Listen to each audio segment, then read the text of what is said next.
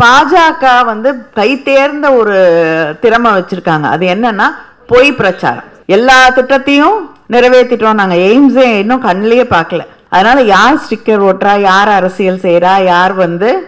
இந்த வீடியோவை உங்களுக்கு வழங்குபவர்கள் பேசஸ் பே, secure digital payments with multiple features and great success rate.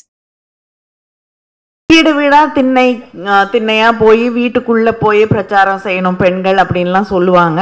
அதை நிச்சயமா நம்மளால போகக்கூடிய அளவுக்கு மற்றவர்களால் அந்த பணியை செய்ய முடியாது. ஆனால் அதையும் தாண்டி சின்ன கூட்டங்கள், உங்களுக்கு தெரிந்த பெண்கள் ஒரு 50 பேர், அவங்கள அழைச்சு கூட்டங்கள், தெருமுனை கூட்டங்கள், மகளிருடைய அணியின் சார்பிலே, இங்கே நீங்களே நிறைய பேர் ரொம்ப அழகா பேசுனீங்க மேடையில்.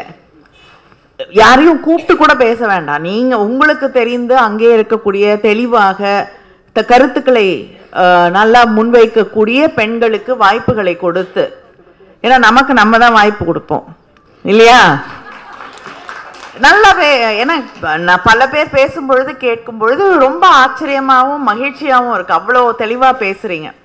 இவர்களுக்கு வாய்ப்பு கொடுக்கக்கூடிய வகையில சின்ன கூட்டங்களை வந்து நீங்களே வந்து ஏற்பாடு செய்து அந்த கூட்டங்களின் வழியாக கட்சியுடைய செய்திகளை கொண்டு போய் சேர்க்கணும்.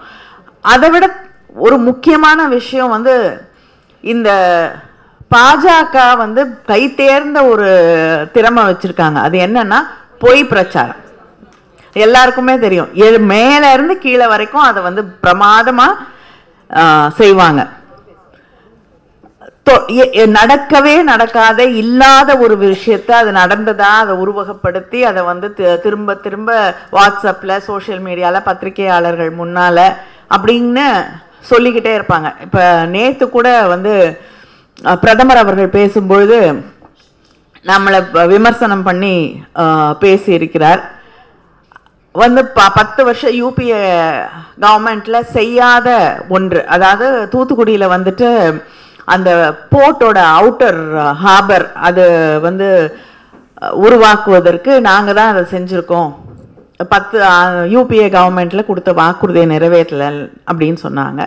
ஆனால் முதல்ல வந்து அறிவித்தது 12-13வது பட்ஜெட்டில், அந்த ஆண்டுக்கான பட்ஜெட்டில் சிதம்பரம் அவர்கள் நிதியமைச்சராக இருந்தபொழுது கிட்டத்தட்ட 23,400 கோடிக்கு மேலே அதுக்கான பட்ஜெட் ஒதுக்கீடு செய்யப்பட்டு அறிவிப்பு வருகிறது. அதுக்குள்ள ஆட்சி மாற்றம் வந்ததுனால அதை நம்மால் தொடர முடியாத ஒரு சூழ்நிலை.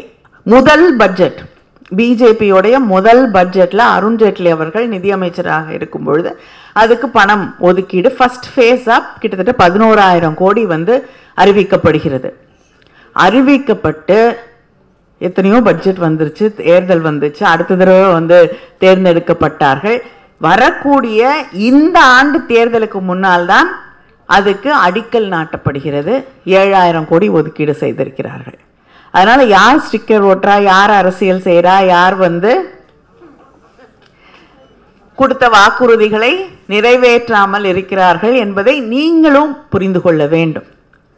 எல்லா திட்டத்தையும் நிறைவேற்றிட்டோம், நாங்க எய்ம்ஸே இன்னும் கண்ணிலேயே பார்க்கல, மதுரை எய்ம்ஸ். அது மட்டும் இல்ல, அதுக்கு முன்னாடி நைப்பர், நானே போய் ஃபைனான்ஸ் செக்ரட்டரியை பார்த்து அந்த என் தொகுதி இல்லைனாலும் அந்த நைப்பருக்கு பணம் கொடுத்து அதை கட்ட ஆரம்பிங்கன்னா இது வரைக்கும் வரல. என் தொகுதியில சிப்பெட், அதை கெஞ்சி கெஞ்சி கொண்டு வந்தோம், இது வரைக்கும் பணம் ஒதுக்கீடு செய்யவில்லை. 5 வருஷம் ஆக போகுது. இது மாதிரி உங்களை சுத்தி எத்தனையோ இருக்கும். அந்த 15,000 கொடுக்குறேன் நாங்க எல்லாரோட பேங்க் அக்கௌண்ட்டுக்கு, 15 லட்சம் மன்னிக்கணும், 15,000 வரல.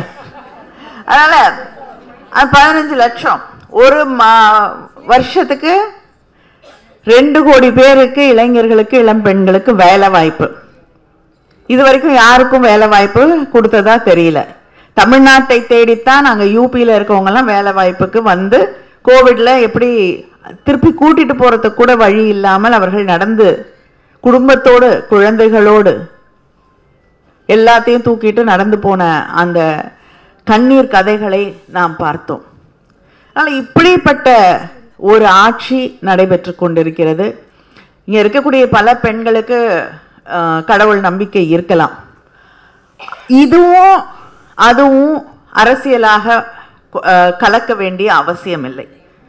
நீங்கள் கோயிலுக்கு போகிறதோ, சர்ச்சுக்கு போகிறதோ, மாஸ்க்கு போகிறதோ, எதை நம்புறதோ நம்பாமல் இருக்கிறதோ உங்களுடைய தனிப்பட்ட விஷயம் இல்லையா? இதுக்கு வேற யாரும் அதில் குறுக்கிடுறதுக்கோ அதில் கருத்து சொல்கிறதுக்கோ அவசியம் இல்லை. அது உங்களுடைய தனிப்பட்ட விஷயம். பேசலாம். இது மூட நம்பிக்கையா, இது தேவையா, இது பெண்களை முடக்கக்கூடிய ஒரு நம்பிக்கையா, இது ஜாதியை வலியுறுத்தக்கூடிய ஒரு நம்பிக்கையா அப்படிங்கிற அந்த கான்வர்சேஷன் டிபேட் இருக்கணும். ஆனா அதையெல்லாம் தாண்டி இந்த கடவுளை நான் காப்பாத்துறேன் வேற யாரும் காப்பாத்தலைன்னு சொல்லி வரவங்க யாரையுமே நீங்க நம்ப கூடாதுங்கிறத நம்ம மட்டும் இல்ல, மற்ற பெண்களுக்கு, மற்ற இடங்களிலே இருக்கக்கூடிய சகோதரர் சகோதரிகளுக்கு நாம் எடுத்து சொல்ல வேண்டியது நம்முடைய கடமை. ஏன்னா பெரும்பான்மை மக்கள் அவங்களெல்லாம் காப்பாத்துறோன்னு வாங்க.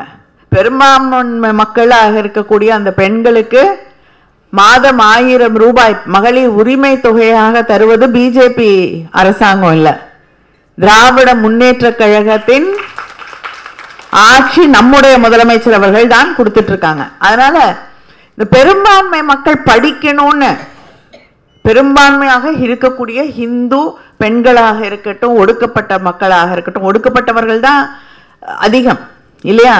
பிசி, எஸ்சி, எஸ்டி இதுதான் அதிகம். இவங்க படிக்கணும் அப்படின்னு காலேஜ் கட்டினது நம்ம தலைவர் கலைஞர் அவர்கள் இல்லையா? அவங்க படிக்கிறதுக்கு ரிசர்வேஷனுக்காக சண்டை போட்டது திராவிட இயக்கம், தந்தை பெரியார் அவர்கள். அதனால பெரியார் இந்துக்களுக்கு எதிரானவர்கள் இல்ல, நம்ம படிக்க கூடாதுன்னு சொல்றாங்க இல்லையா, அவங்கதான் இந்துக்களுக்கு எதிரானவர்கள். நம்ம படிக்க கூடாதுங்கிறதுக்காக நீட்டை கொண்டு வராங்க இல்லையா, அவங்கதான் பெரும்பான்மை மக்களுக்கு எதிரானவர்கள். நம்ம பிள்ளைங்க படிக்க கூடாதுன்னு புதிய கல்விக் கொள்கை அதை கொண்டு எல்லாத்துக்கும் என்ட்ரன்ஸ் எக்ஸாம் வைக்க போறேன்னு சொல்றாங்கல்ல, அவங்கதான் மக்களுக்கு, இங்க இருக்கக்கூடிய பெரும்பான்மை மக்கள், எல்லா சமூகங்களையும் சார்ந்த, எல்லா மதங்களையும் சார்ந்த மக்களுக்கு எதிரானவர்கள் அவங்கதான். இந்த நாட்டுல ஜிடிபி உயர்ந்துருச்சுங்கிறாங்க. ஆனா அந்த ஜிடிபி உயர்ந்ததுல பணக்காரர்களுடைய வருமானம் தான் உயர்ந்திருக்கு. சாதாரண சாமானிய ஏழை மக்கள் இன்னும் சறுக்கி கொண்டுதான் அவங்களுடைய பொருளாதாரத்துல சறுக்கிட்டே போறாங்க. விவசாயிகளுக்கு போராட்டம் இன்னைக்கும் நடந்துட்டு இருக்கு, அவங்களுக்கு நியாயம் கிடைக்கல. மணிப்பூரை பத்தி பேசினாங்க. மணிப்பூர்ல இருக்கக்கூடிய அந்த பிரச்சனை இதுவரைக்கும் ஓயவில்லை. ஆனா இதுவரைக்கும் பிரதமருக்கு அங்க போறதுக்கு நேரமும் இல்லை. அதே போல இங்க தமிழ்நாட்டில், சென்னையில், தென் மாவட்டங்கள்ல மிகப்பெரிய மழை வெள்ள பாதிப்புகள், ஒரு பைசா இதுவரைக்கும் மத்திய அரசாங்கம் தமிழ்நாட்டுக்கு தரவில்லை. முதலமைச்சர் முதல் முறையாக இந்தியாவில் நம்முடைய முதலமைச்சர் அவர்கள் இடிஞ்சு போன வீடுகளுக்கு 4 லட்சம் ரூபாய் கொடுத்திருக்காங்க. வேற எந்த மாநில அரசும் செய்ததில்லை.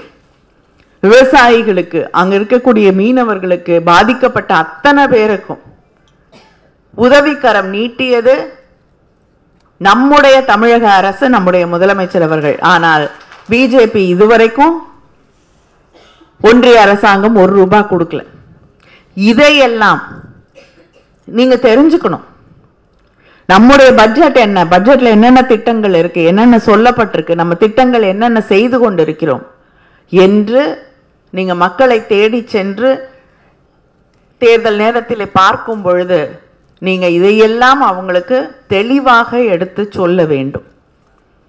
தொடர்ந்து திமுக ஹிந்துக்களுக்கு எதிரானவங்க, இவங்களுக்கு எதிரானவங்க, அவங்களுக்கு எதிரானவங்க, யாருக்கும் எதிரி இல்லை. எல்லோரும் வாழ வேண்டும் என்று நினைக்கக்கூடிய, எல்லாருக்கும் எல்லாம் கிடைக்கணும்னு நினைக்கக்கூடிய இயக்கம் திராவிட இயக்கம். இதை நாம் வலியுறுத்தி சொல்ல வேண்டும். இதுதான் நம்முடைய தலையாய பணி. அதே போல இங்க இருக்காங்க, உங்களுக்கு சோசியல் மீடியால ஏதாவது சந்தேகங்கள் இருந்தா நிச்சயமா பேசியிருப்பாங்க. அதெல்லாம் நீங்க அதிகமாக அதை பயன்படுத்தணும்.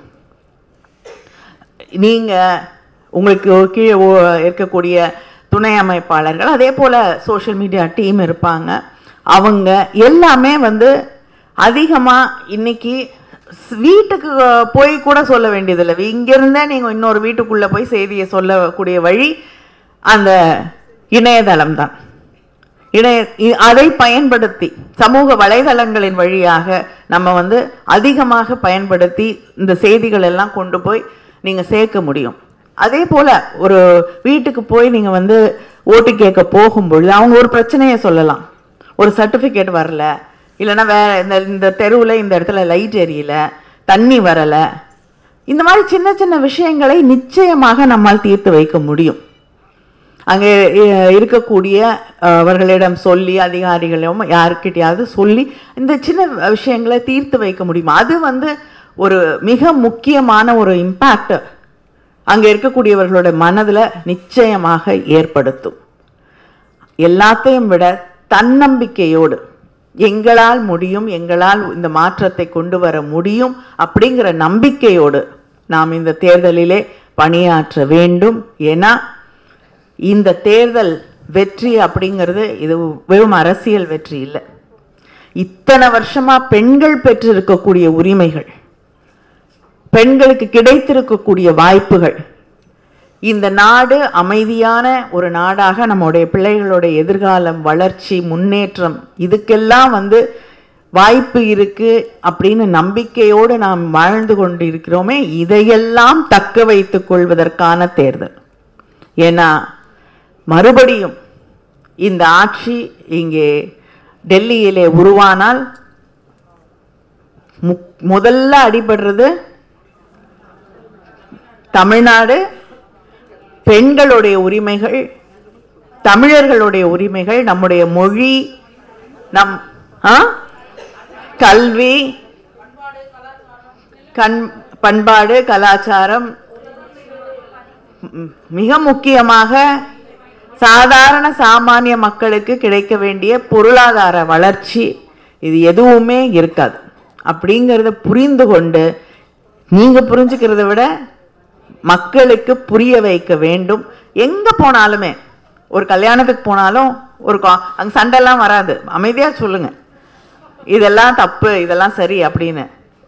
கடைக்கு போனா அங்க யாராவது இருப்பாங்க. பஸ்ல போகும்போது போர் அடிச்சா வீட்டில் ஃப்ரீயா இருந்தா பஸ்ல ஏறி போங்க, அதான் பஸ் ஃப்ரீ இல்லை அண்ணன் கொடுத்துருக்காங்க, பஸ்ல போங்க, பக்கத்துல யாராவது 2 பேர் உட்கார்ந்து இருப்பாங்க, பேசுங்க, அவங்க கிட்ட புரிய வைங்க, சொல்லுங்க. அதனால நம்மால் எல்லா இடத்திலும் எல்லா நேரத்திலும் இந்த பிரச்சாரத்தை செய்ய முடியும்.